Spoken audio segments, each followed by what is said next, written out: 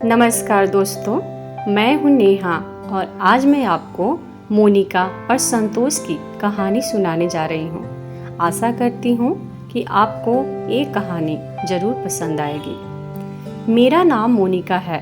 मैं और संतोष एक दूसरे से बहुत प्यार करते थे, इसलिए हम दोनों की 2 साल पहले लव मैरिज शादी हुई थी। मैंने अपने परिवार वालों के खिलाफ शादी की थी, इसलिए संतोष और मेरे मायके वालों के बीच अच्छे से बात नहीं होती थी और अभी तक हमें कोई बच्चा नहीं था, क्योंकि हमने सोचा था कि शादी के 3 साल बाद हम बेबी प्लान करेंगे। क्योंकि हमारी ज़िंदगी में ऐसे कई बातें होती हैं जिसके कारण हम अभी जो होता है उसे छोड़कर अपना सारा ध्यान वहीं लगा कर रखते हैं। मेरी ज़िंदगी में भी ऐसा ही कुछ हुआ। मेरे मायके में कुछ सालों से बहुत विवाद चल रहा था और मैं नहीं चाहती थी कि इसकी भनक या इस झमेले में संतोष पड़े। इसलिए मैंने उनसे यह बात को छुपाया और अपने तरीके से उसे हल करने में लगी रही। पर मुझे नहीं पता था कि यह सब इस तरह से मेरे ही जीवन में और ज़्यादा परेशानियां लेकर आ जाएगा।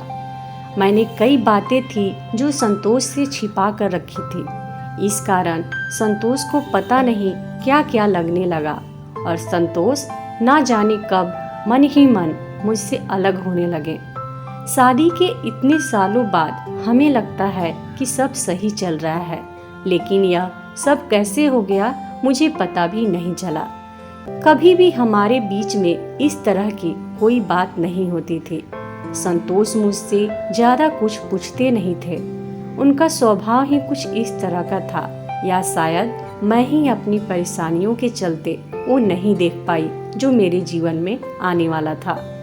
जब मेरी आंखों से वो पर्दा हटा और मैंने देखा तो मुझे समझ आ गया था कि मुझसे क्या गलती हो गई है।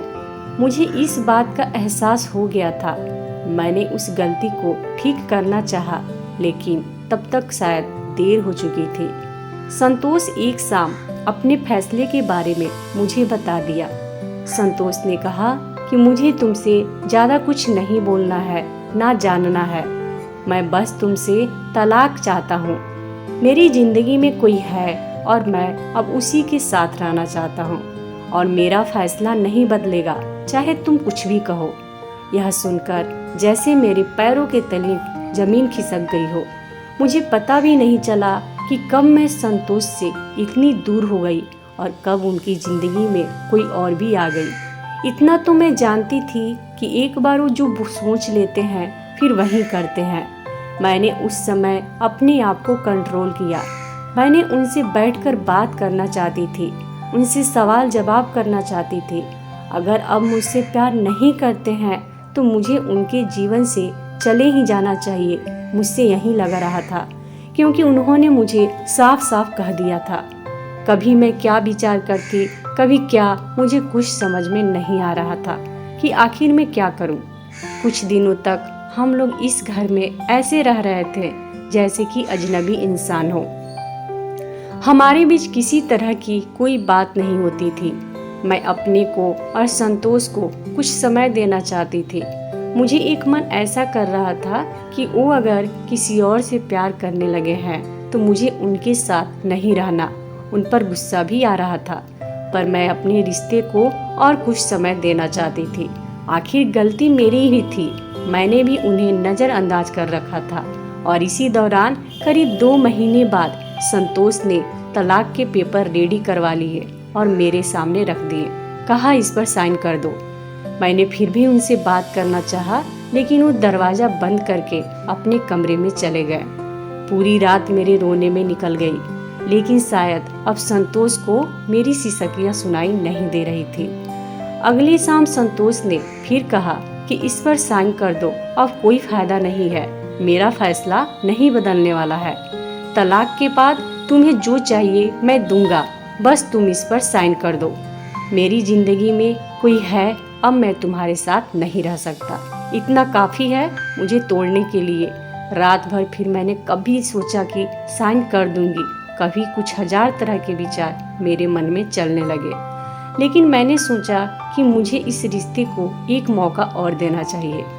सुबह जब संतोष ने फिर कहा कि साइन करो, तब मेरी शादी बचाने के लिए मैंने एक आखिरी कोशिश की।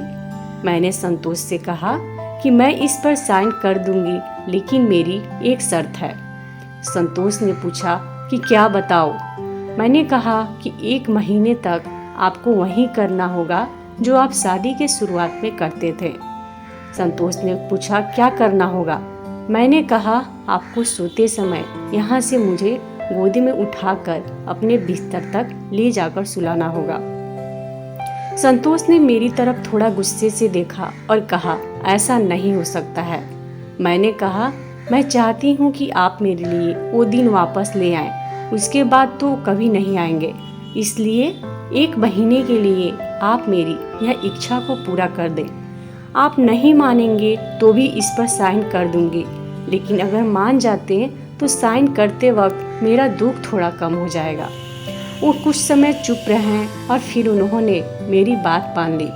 रात में अब इंतजार कर रही थी, लेकिन संतोष कमरे में सोने चले गए। लेकिन फिर उन्हें एहसास हुआ कि मैं नहीं मानने वाली, तो वापस बाहर आए और मुझे गोद में उठाया। मेरी तरफ बिना देखे मैंने अपने हाथ उनके गले में डाल दिए। संतोष अब मेरी तरफ देखा। मैंने कहा अरे पकड़ूंगी नहीं तो गिर जाऊंगी।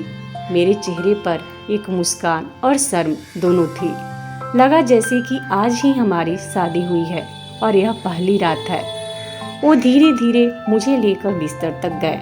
बस फिर मैं रोज रात का इंतजार करने लगी और कब संतोष आए और मुझे गोद में उठाएं।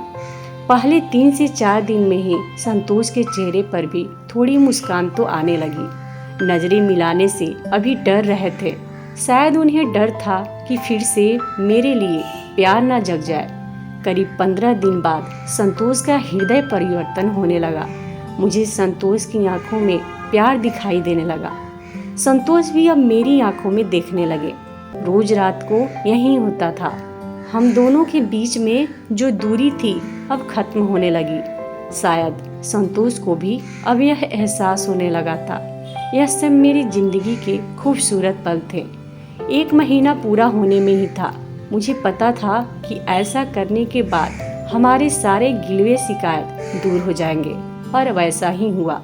कब महीना पूरा हुआ मुझे पता ही नहीं था, लेकिन महीना होने के बाद भी अब सिलसिला शुरू है। संतोष मुझसे और मैं संतोष से दूर नहीं हो पाए।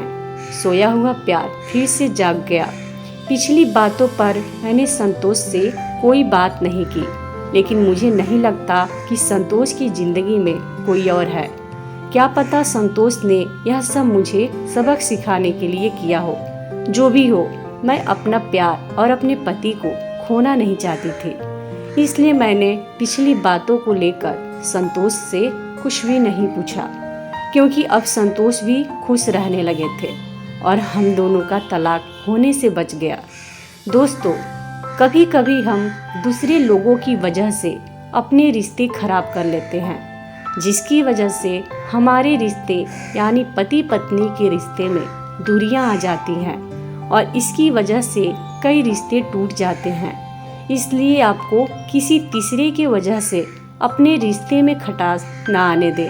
एक दूसरे को थोड़ा वक्त दें। जल्दबाजी में कोई कदम ना उठाएं, क्योंकि जल्दबाजी में और गुस्से में उठाए हुए कदम से आपको जिंदगी भर पछतावा हो सकता है। और शादी का रिश्ता बहुत पवित्र होता है, तो उसे टूटने मत दे। अपनी शादीशुदा जिंदगी को संभाल कर रखें। तो दोस्तों, आपको ये कहानी कैसी लगी हमें कमेंट बॉक्स में ज़रूर बताएं। और अगर आपको ये कहानी अच्छी लगी हो तो इस वीडियो को लाइक करें और अपने दोस्तों के साथ शेयर ज़रूर करें। और इसी तरीके की अच्छी अच्छी कहानी की वीडियोस देखने के लिए हमारे इस चैनल को सब्सक्राइब करके घंटी के बटन को दबाना बिल्कुल भी नहीं भूलें। धन्यवाद दोस्तों।